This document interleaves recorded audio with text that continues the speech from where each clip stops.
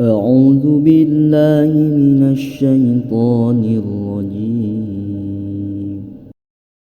Anu ngocor ka alam kubur tilu dina hadis Rasul, hiji sodaqah jariyah beri ikhlas karena Allah, dua ilmu anu manfaat beri di alam manfaat, tilu putra anu soleh ngaduakeun teu weleh-weleh, dosa urang lamun ditimbang ibarat budak lautan, ibarat gunung nu luhur sarta mani ageng pisan.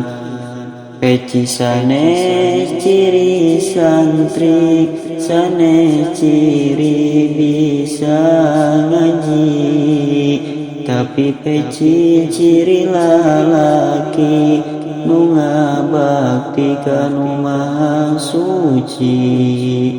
Jilbab sanes ciri santri, sanes ciri bisa ngaji, tapi jilbab ciri istri nu ngabakti ka nu maha suci.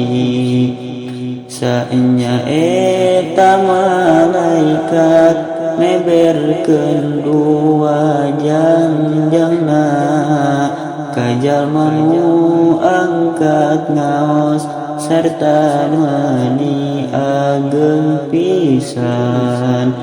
Ari jalma nu angkat ngaos pibekeuleun keur jumana, maka eta dilebetkeun ka surgana anu langgeng.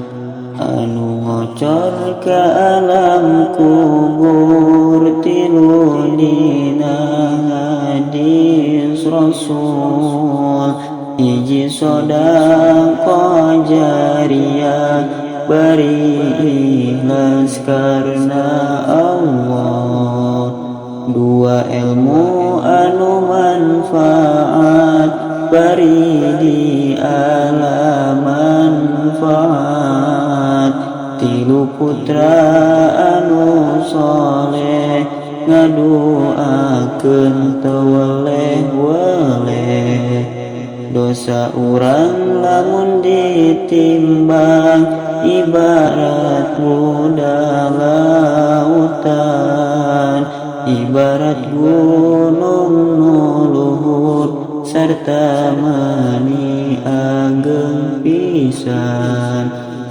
Peci sanes ciri santri, sanes ciri bisa ngaji, tapi peci ciri lalaki nu ngabakti ka nu maha suci.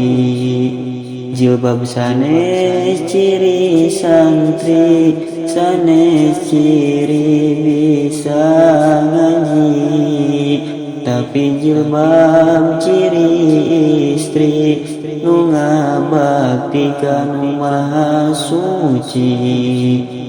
Saenya eta malaikat meberkeun dua janjangna ka jalma nu angkat ngaos sarta mani ageng pisan.